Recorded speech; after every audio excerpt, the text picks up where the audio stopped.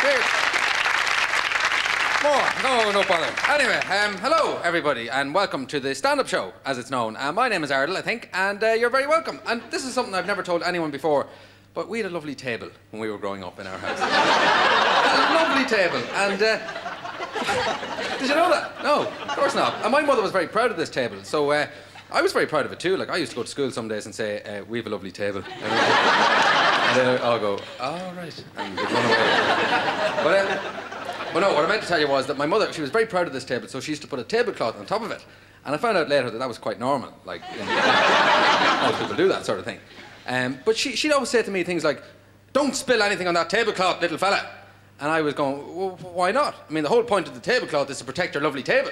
You know, I should be allowed to pour petrol on that and set it on fire. Like, why should you? Why should that worry you? And she said, no, it's my good tablecloth. So she used to put another tablecloth on top of that one, and another one on top of that one, and a mattress on top of that, and some more tablecloths and a few sheets of polythene and some tarpaulin and a rug. So we couldn't get near the food at all for years. We were starving. And eventually we went and we bought a big set of those tennis umpires chairs. And we had a feast that day, I'll tell you. But anyway... Now, ladies and gentlemen, it's time for me. I'm going to bring on a man now. He used to steal clay pigeons' eggs for a living. So anyway, please raise the roof and shatter the glass up in the sky for the brilliant Kevin Day! Thank you. Thank you. Thank you. Thank you. Thank you. Thank you. Thank you. What a lovely welcome. What a lovely crowd. What a shame you'd all be dead with rabies within a year.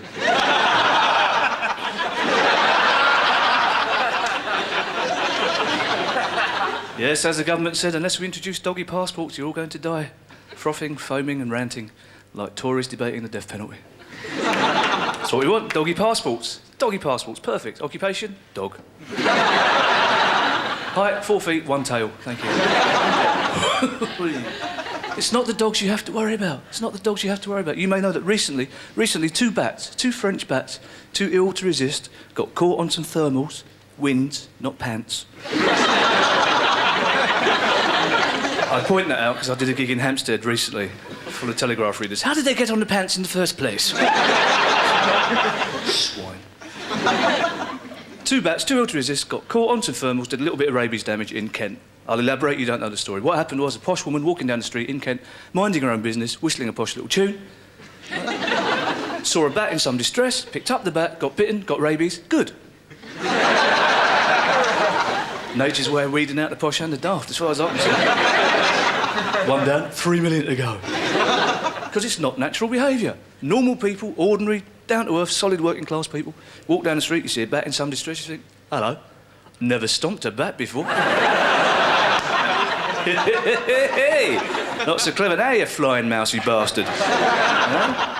Not fluttering about in what's left of my hair now, are you? Eh? You may well beg for mercy, only dogs can hear you.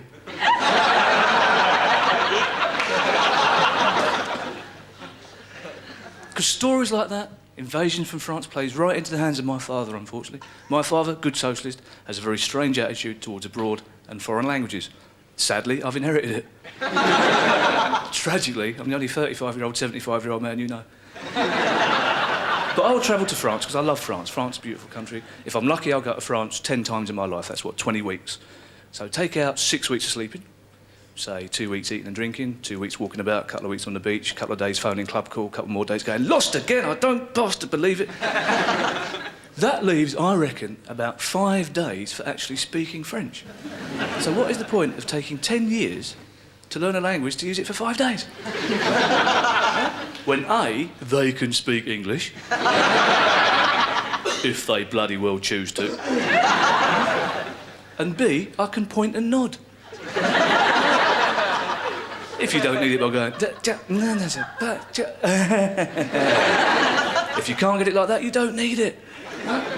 Because I worry about communication. Like most men, I can speak one language fluently. I speak bloke fluently. Because it's an easy language. All you need to speak bloke is eyebrows and the word all right and yeah. If you're fluent, chuck in the word lovely, you're laughing. You can hold a conversation anyway. All right, yeah, lovely, yeah. Yeah, lovely. All right, yeah. All right, sorted. No, really lovely. Yeah, all right. Yeah, yeah. What was that about? Oh, he's telling me about his new job. But women can communicate. I envy women's ability to communicate. I also envy the fact you have breasts of your own. Oh, you're so lucky. Must be so nice after a hard day at work, full of stress and tension, just to go, oh, look. Oh, that's better. I don't know how transsexuals manage. If I had a penis and breasts, I'd never leave the house. What a brilliant thing to wake up to every morning. Oh, where do I begin?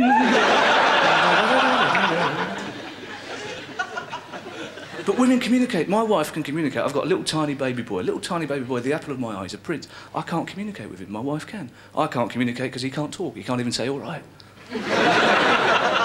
And that'll be the happiest day of my life, the day I get home from work. All right, all right. All right, all right, all right. All right, all right, lovely. He said lovely. Put him down for the finest education a socialist conscience can handle. Because I need to communicate with the boy, because I need to tell him that God is angry with the world. Yeah. Don't worry. God is angry with the world. We know that by various things. God said in the Bible, Leviticus, Deuteronomy, Revelations, that the world will end when man's madness equals animals' madness. And we know man's gone mad. Synchronised swimming, obvious. You know the story. It's not something I rarely talk about, synchronised swimming. Synchronised swimming to me is not a proper sport. It's 17 women splashing about in a swimming pool. I don't want that on my television screens. On my video screen, happily. As long as there's a plot. Otherwise, I'm demeaning myself and the actresses taking part in the film. Dear me. And the world has gone mad. Man has gone mad. And I'll tell you this, I'm sorry to tell you this, because it means the world is ending. Animals have gone mad. Not just cows. Not just cows. I won't bore you with my views on cows because I'm not an expert on the subject. Not for a good 2 or 3 pints yet. You catch me at the bar after the show, I'll tell you who sent the cows, mate. Russians. Big death ray, look at their eyes, it's obvious. I'm not an expert, I've done some research because I like you people, it's television, I've made the effort, I've done some research. Some proper book reading and some talking to blokes in pubs. It's astonishing what blokes in pubs know. It's amazing how many of them are in the Falklands as well. No wonder we won that war, we had 18 million men out there. They've all moved to Streatham, it's incredible.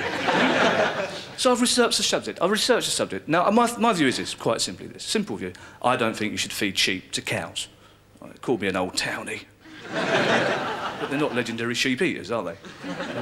Very rarely you have to push past Daisy in a kebab shop. Oh, no chilli sauce for me, I'm a ruminant. But not just cows, tigers. Tigers, I've finished with this information. Tigers have gone totally mad. Belfast Zoo recently, which is a zoo in Belfast, cunningly named, I know. But it's not a dog track, it's not in Walthamstow, why take the chance? Ponder as long as you may, it will be edited out. Belfast Zoo recently, a tiger escaped from the zoo. Tiger escaped from the zoo. Within 3 hours, the tiger had made its own way back to the cage. Now, that's madness, isn't it? That's madness. Either that, he realised Belfast's not a good place to be orange and black. You've been a delight. Thank you very much. Good night.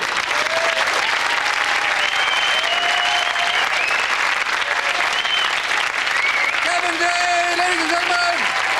Fantastic! There he goes. He's gone now. So anyway, you know the way a lot of people, they admire their fathers, don't they? I mean, even if the father is crap, they still think, my father's brilliant. You know, people do think like that. And you know the way when kids admire their dads, they always imitate them. You know, they'll walk the same way and talk the same way and do everything exactly the same. And when I was 6, I was no different. You know, I admired my father so much, I grew 2 huge big tufts of hair in my ears. You know. And a tail as well. There you go. Anyway, not to worry.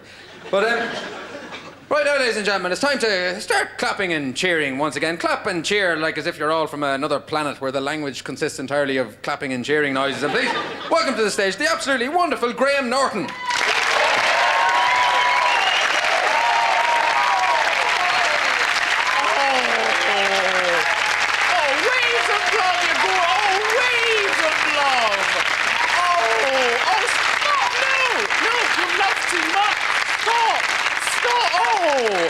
I feel very loved now. That's gorgeous. Ooh, came in ones and twos, and that's one big love fondue. Isn't it? It's nice here, isn't it? Yes. Who knew? Helen Keller should metal and woodwork. It is. It's blue. Yes, Whispers Evening, doesn't it? No, yes, you're right. I am. Well, let's face it, love, you don't need to be Desmond Morris to work it out, do you? Wake up, smell the cologne. But now, I have a few things to tell you. You're a bit of a top shag there, aren't you? But a few things to tell you. No, a shirt and tie way, in fairness, he is. You could do him, couldn't you? Now, look at the shine in those shoes. He thought, well, I'll sit near the front and get my feet in the light. That's what I'll do. But, you're right. Oh, relax, love. I'll buy you some drinks afterwards. No, because I've noticed, right, that the main difference between a straight man and a bisexual is about, 4.5 pints of lager. In my experience.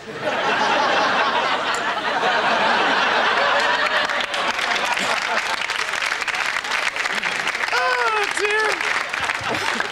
Actually, now, my lovely little wooden love fondue thing. How many parents are there in tonight? Are there many parents in tonight?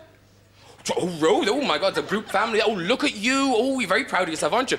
No, oh, yes, I stuck it in her. No, oh, he was very clean, wasn't he? Yes, I did have sex once, honestly. And there's proof at home. One other thing that I have to say, this only struck me today, right? But the childbirth thing, it struck me today. I think, you see, childbirth is actually God's way of saying that heterosexuality isn't that natural. Oh, come on, it's gonna be easy to get a penis up your arse and an entire baby out of your vagina.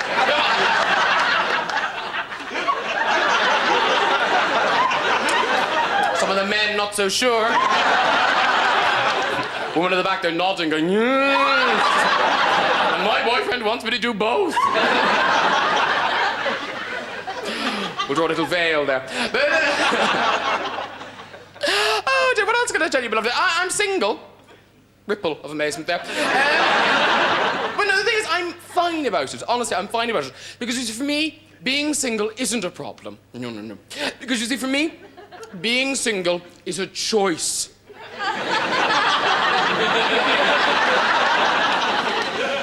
It's my second choice. But I'm going to leave you with one of my... this drives me mad. You know that thing? When you wake up on a Saturday morning, and you think to yourself, ooh, I need new ice cube trays. Anyway, so, no one? You wake up and say, I need new ice cream. What'll I do? Well, obviously, you've got to go to a major department store, don't you? In the lovely Oxford Street, in the middle of our fine capital. And so you get onto the tube, get to Oxford Circus, get out, Oxford Street, Saturday, shopping hell. It's just, isn't it? It's just wall-to-wall amateur shoppers. Yeah, you need a bloody machete to get through them. Now you're just hacking your way through them, and they're all just shuffling along. And you think, don't you have lives to lead? I've got ice cubes to make. So you're hacking your way through them, and they're all those bog-shitty little boggy people from towns in the middle of nowhere, and you just think, for God's sake, they built shopping centres for people like you. Get thee to a galleria. So you're hacking your way through them, Robson and Jerome CDs flying, no one picking them up. And you're hacking your way through, and just when you think, this can't get any worse. You get that person going, lucky header.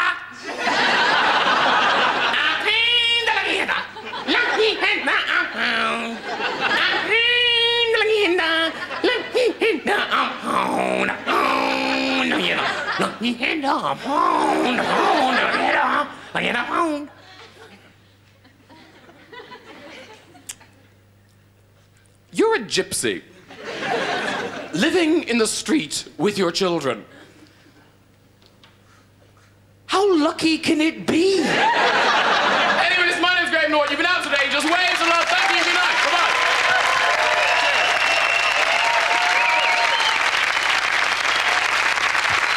Graham Norton.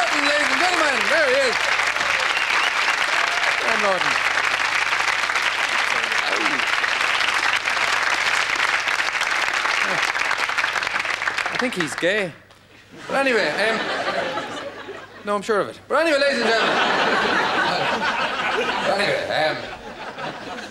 I don't know what I'm talking about, really. So the thing is, anyway, I've been trying to give up meat for years, but I just can't, because I love it too much. In fact, I love it so much I can't even pass a field without running in and licking the cows. That's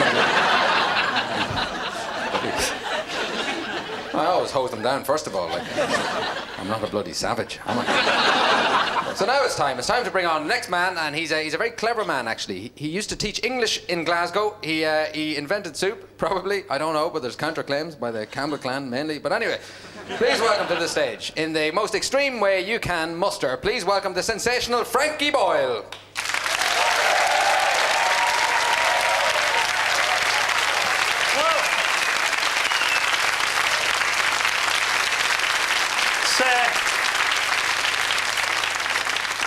It's great to be here. It's always been my big ambition to get into comedy, you know?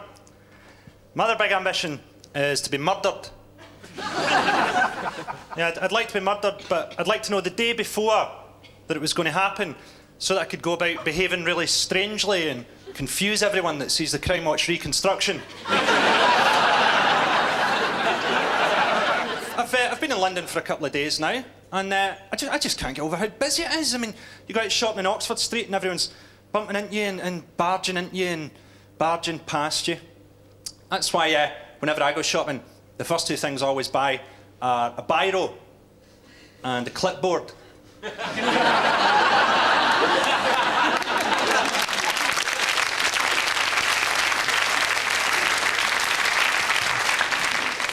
I'm living down in England now. I'm living in Brighton, and I quite enjoy it, actually, being Scottish in England, because you find that when you get pissed, you can just make up lots of imaginary Scottish words. Oh, it's absolutely beachling in here tonight. I've never seen it so fruchtery. I was doing teacher training before I left Scotland. I was doing secondary teaching, but I did a wee placement at primary school, and that's much better, because you find that at primary level you can just tell the kids loads of lies and they believe you. People who are left-handed have their heart on the other side of their body. That was a good one. You get to choose how tall you grow. Always went well. And my favourite, right? If you tell anyone that I hit you, your mummy will get sick and die.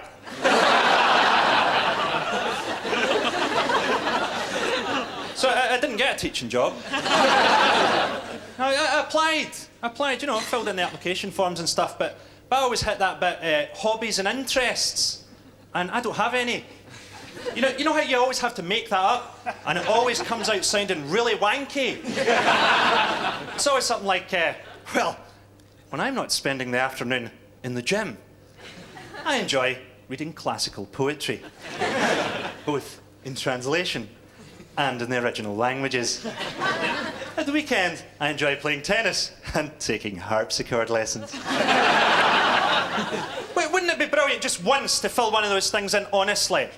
I really wish when I was unemployed I'd filled one of those in going, when I'm not spending the afternoon lying in bed masturbating, I enjoy sitting about the house in my pyjamas, reading football transfer speculation, both in the papers and on CFAX. At the weekend, I enjoy drinking heavily. That's it from me. I'm Frankie Boyle. Good night. All right, guys, to close the show this evening, we have a man who's got a giant ant in his front garden and a huge sugar cube up in his attic and a big concrete pig in his back garden. Please welcome to the stage the magnificent Bill Bailey.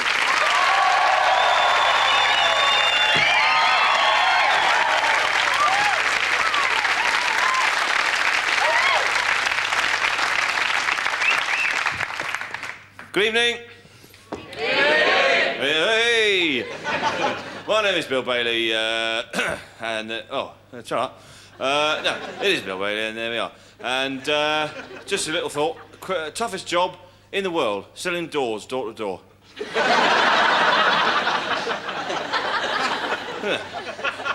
Bing bong, afternoon, can I interest you in it? Oh, shit, you got me. Now, I've been doing it at the flat lately. I've gone for the postmodern, high-tech bloke coming back from the pub look. Right, so it's largely padding around the door area, like that. I've installed that aircraft lighting in the floor to tell me how to get to the door. Like door. There we are. And I've got a very high-tech, it's a voice-activated entry system, and it only responds to an argument with a minicab driver.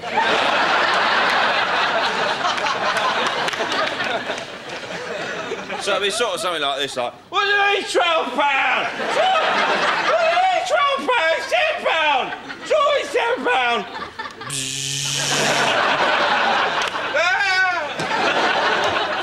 I fall in like that, boom, and I land face down, but luckily I've had my hands and knees scanned by a computer, and they trigger these receptors in the floor, and it turns all the lights on, and a little voice says, you're in, you're all right.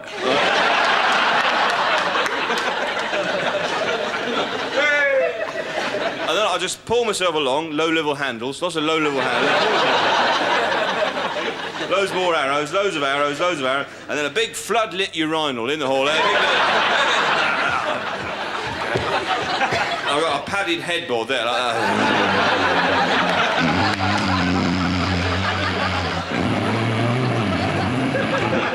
A little handle there, in case I wake up and fall back.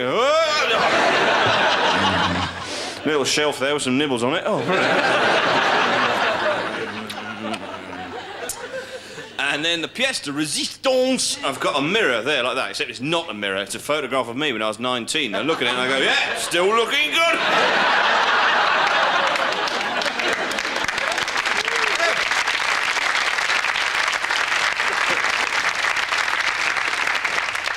Thank you. Now, I'd like to do an old joke now. This is from the 13th century. This is a very old joke. This is actually part of my history of the joke, and this is where the joke enters the realm of Geoffrey Chaucer. There you go. 3 fellows went into a pub, and gleefully their hands did rub, in expectation of revelry, for 'twas the hour that is happy. Great bottles of wine did they quaff, and had a really good laugh, till drunkenness held full dominion, for 'twas 2 for the price of 1. Yet after wine and mead and sack, man must have a massive snack. Great pasties from Cornwall, Scottish eggs round like a ball. Great hams, quail, duck and geese, they sucked the bones and drank the grease. One fellow stood all pale and wan, for he was a vegetarian. Yet man knoweth that gluttony stoketh the fire of lechery. Upon 3 young wenches, round and sly, the fellows cast a wanton eye. One did approach with a drunken wink. Hello, darling, do you fancy a drink? Soon they caught them on their knee. 'Twas like some grisly puppetry. Such was the lewdness and debauchery. 'Twas like a sketch by Dick Emery. Except that Dick Emery is not yet born, so such comparison may not be drawn.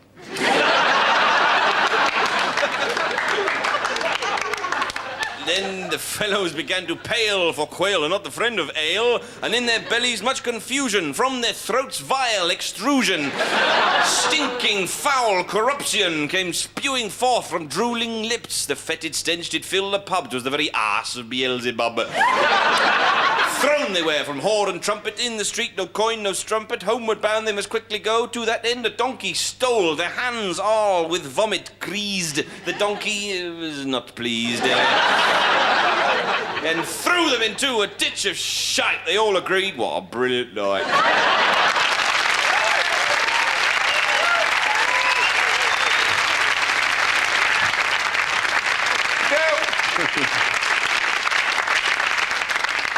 Now, of course, music is very heavily reliant on atmosphere, and this can be created very simply by chords. One simple chord can create suspense. Straight away there, that can apply to all genres. For example, cartoon suspense, for example, in Scooby-Doo. Huh?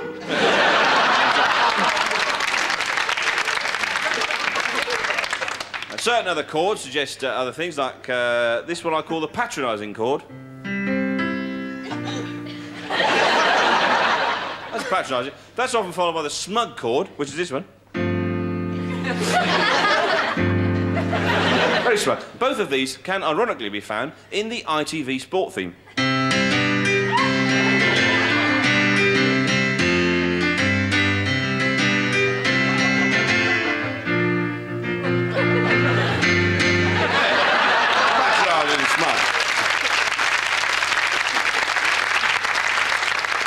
Now, in the world of film and television session playing, I feel very sorry for one person. That is, of course, the session xylophone player. Not a great deal of work for them, and they have to pick it up where they can. One obvious example was, of course, the gallery music in Take Heart.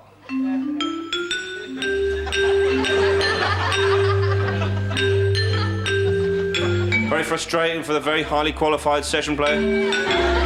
You could really see what he was like in the outtakes.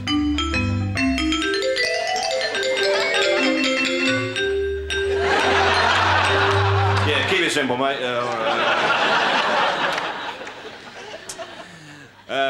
Of course, but Kids TV provided a wealth of employment for the session xylophone player. For example, animating kids' TV shows. For example, the guy would get the video of the show back to the house, right? Set everything up there. Watching the video, right? Well, what we got here, right? Little mouse going up a hill, right? Okay, it shouldn't be too hot. There we go.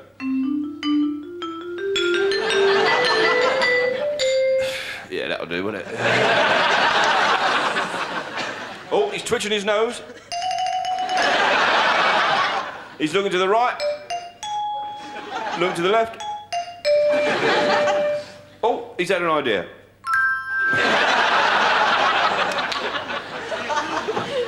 Of course, bottom of the barrel for the poor old session xylophone player has got to be playing the inserts on linguaphone records. Écoutez et répétez.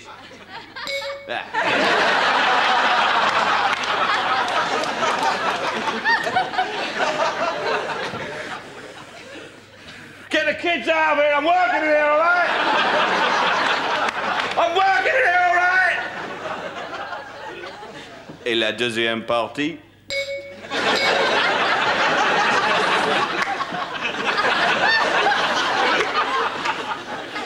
Sorry, I'm painting a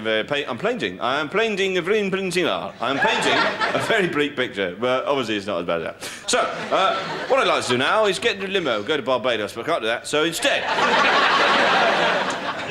I'd like to conclude tonight with my favourite compilation album, which is, of course, the greatest Cockney rock album in the world ever. I think...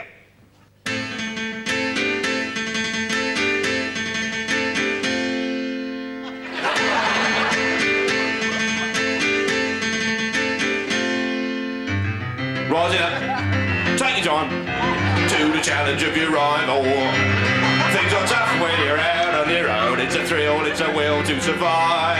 It's the eye of the tiger, it's the thrill of the fight. Rising up to the challenge of your rival. You're the lost some survivor, you're the king of the crop. It's a thrill when you look in the eye of the tiger.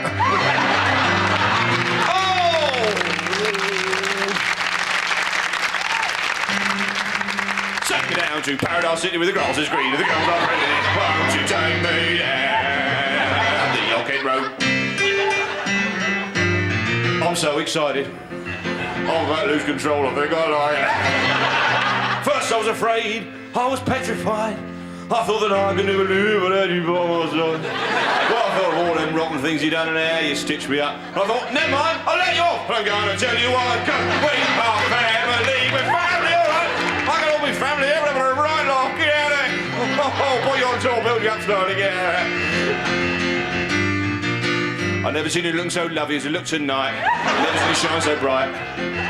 I've never seen so many people looking like they want to have a dance, looking for a little romance. Lady Green is dancing with me.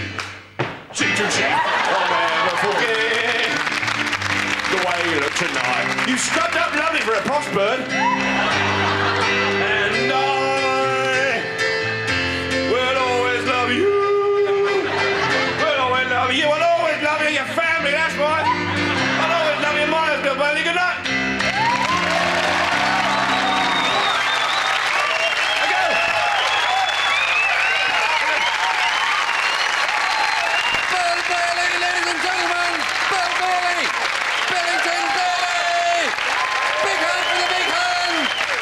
And that is Frankie Boyle, Graham Norton, and Bill Bailey. Good night.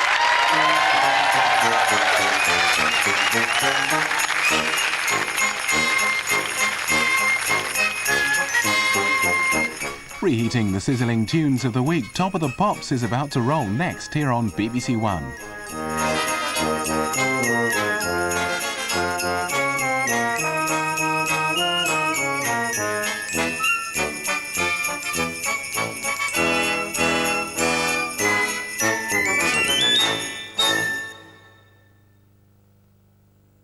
Cheers!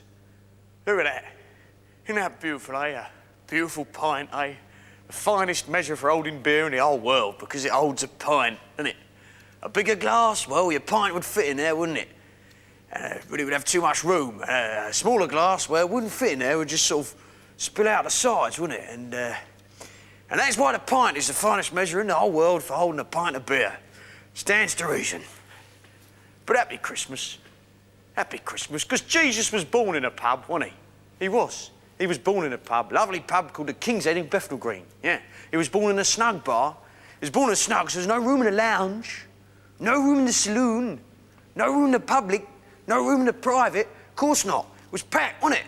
It's Christmas Eve, for Christ's sake. Of course it was full. If they'd only come the night before, they'd have got in. Yeah, without having to pay the tenner either. Anyway, that's it from me. I'll see you again. Happy Christmas. Cheers. I'm so alone. Come back, Marie.